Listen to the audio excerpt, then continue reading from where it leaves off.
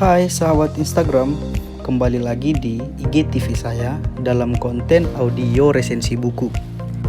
Dalam resensi kali ini, saya menarik kesimpulan bahwa buku ini banyak menceritakan tentang keharusan reformasi elektoral di Indonesia.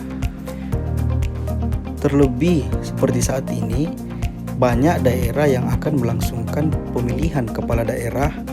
Dan barusan saja kita telah menghelat pemilihan legislatif pada 2019 silam. Kedua momen itu mungkin telah mengajari kita banyak hal tentang demokrasi politik. Iya tidak, sahabat? Oke, simpan dulu pertanyaan itu.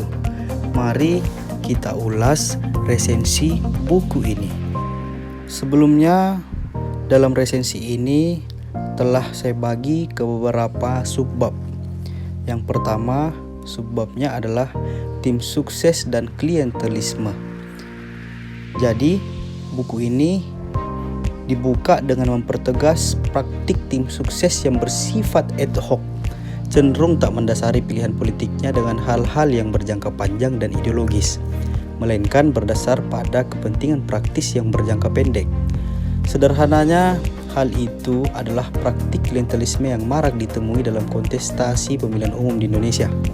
Penulis buku ini memaparkan hasil temuannya saat pemilihan umum legislatif pada 2014 lalu, memperlihatkan sebuah praktik yang dikenal dengan klientelisme politik atau politik transaksional. Esensi dari politik klientelistik adalah quid pro quo, sesuatu untuk sesuatu, atau resiprositas, pertukaran timbal balik antara individu atau antar kelompok dengan kandidat. Menurut Bayard, seorang ahli demokrasi politik, praktik tersebut ia sebut sebagai politik perut. Nah, pada tingkat ini, politik dijalankan atas dasar pragmatisme dengan jual beli bantuan, uang tunai, barang-barang, dan keuntungan material lainnya. Kita masuk pada subbab kedua, penyebab praktik klientelisme. Buku ini, khususnya dalam bab 2, berupaya mengkomparasi pendekatan politik formal dan informal untuk menemukan titik tolak awal mula politik patronase dan klientelistik. Salah satu temuannya yakni adanya masalah kesenjangan antara pendekatan antropologis dan ilmu politik formal yang mempengaruhi kesimpulan dari sebuah analisis. Untuk itulah dalam buku ini ditemukan 3 tradisi yang berbeda dan mendekati studi tentang politik klientelistik. Menurut pengamatan kedua penulis buku ini, ada 4 hal yang menyebabkan karakter masyarakat menjadi transaksional. Pertama, biasnya perbincangan politik formal dan cenderung menafikan jejaring informal. Kedua, ketiadaan akses sumber daya negara untuk partai politik. Ketiga, sistem daftar terbuka dalam pemilihan legislatif yang mengakibatkan persaingan ganda. Kemudian yang terakhir, ambang batas pencalonan kepala daerah yang menimbulkan mahar politik. Banyak akibatnya. Di samping vote buying atau pembelian suara, akibat lainnya adalah para ketua partai politik ramai-ramai mengincar jabatan menteri. Padahal idealnya menteri sebagai pembantu presiden adalah diisi oleh kaum profesionalis. Praktiknya beda bukan? Itulah bedanya sistem politik di Indonesia dengan beberapa negara dunia ketiga. Sebut saja India dan Argentina. Di sana, partai politik memiliki akses atas segenap sumber daya negara. Sementara di Indonesia, kebalikannya. Fenomena lain yang juga mengakar kuat di daerah-daerah, yakni misalnya adanya anggaran pokok pikiran anggota DPRD. Institusi ini adalah lembaga legislatif, tetapi mengelola uang seperti eksekutif. Sederhananya, hal tersebut adalah upaya partai politik untuk mendapatkan akses sumber daya negara. Subjudul berikutnya, Orde Baru, pelemahan partai politik dan politisasi birokrasi. Nah, hal ini mempengaruhi demokrasi politik hari ini.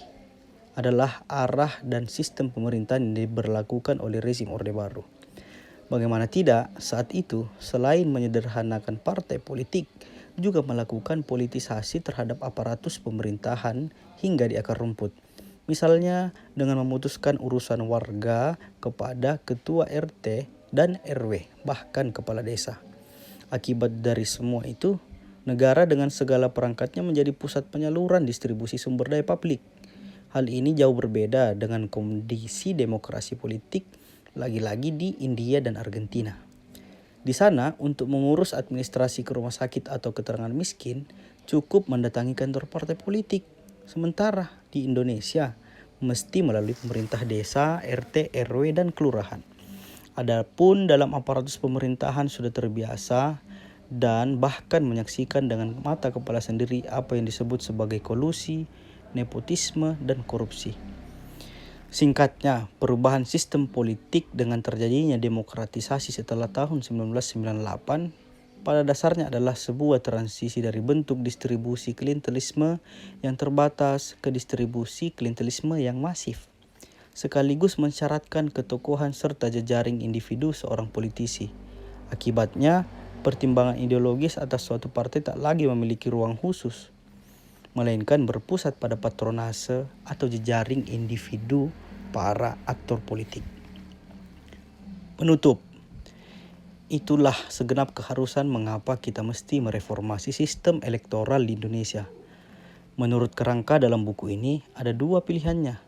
Memusatkan patronase pada negara saja, atau memusatkan patronase pada seluruh partai politik dengan cara memberinya akses pada sumber daya publik.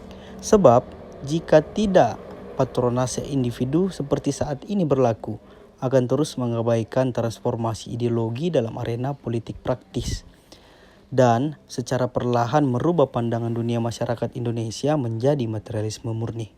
Tak hanya itu sahabat, hal ini juga akan mengakibatkan tidak efektifnya Bawaslu dalam menjalankan tugas pokoknya. Ada pertanyaan?